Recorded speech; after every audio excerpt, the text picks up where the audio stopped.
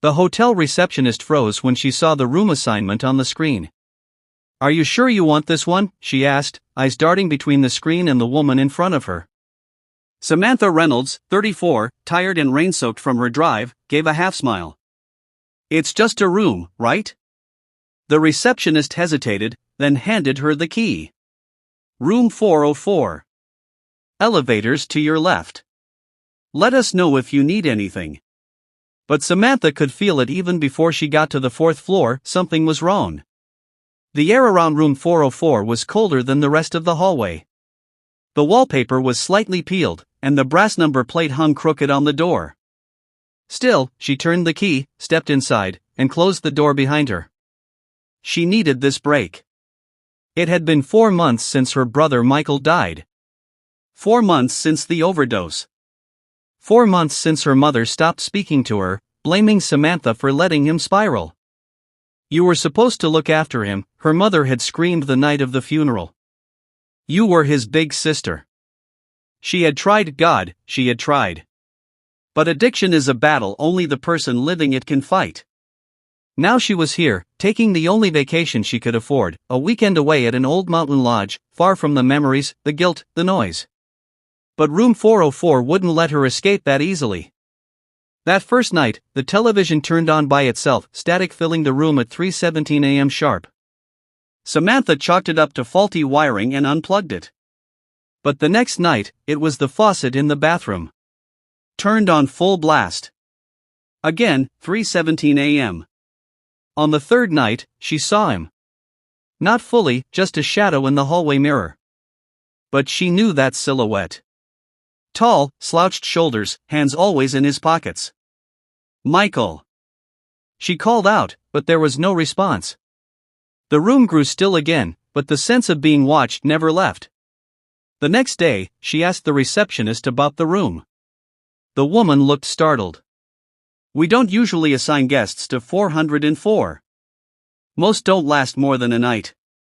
Samantha frowned. "Why?" "There was a man.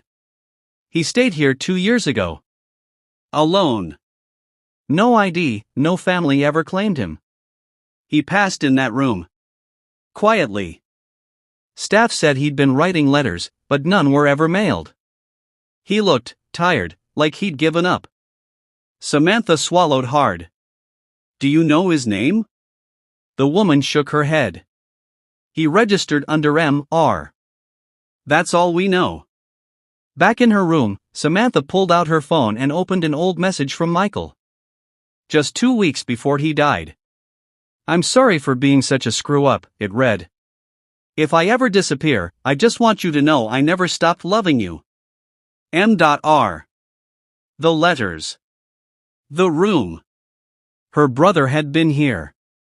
At 3:17 a.m., the lights flickered again. She sat up, heart pounding, and this time, there was no mistaking it. Michael stood by the window. His face was pale but peaceful. Not angry. Not broken. Just there.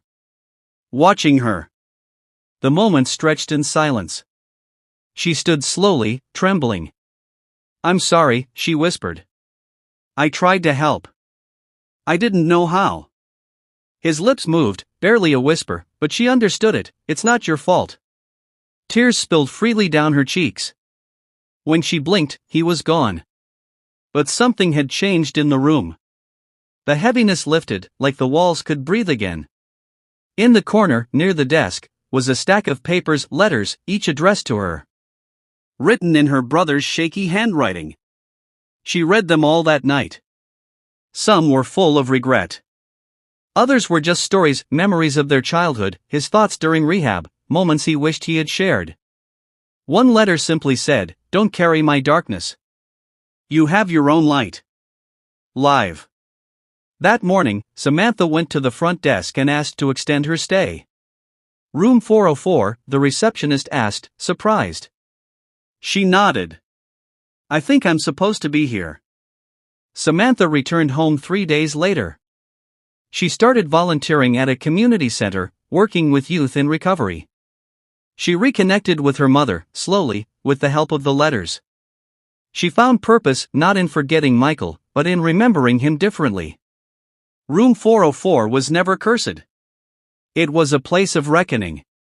A space where pain confronted truth, and forgiveness finally found its voice. Not all ghosts are meant to scare us. Some just need to say goodbye.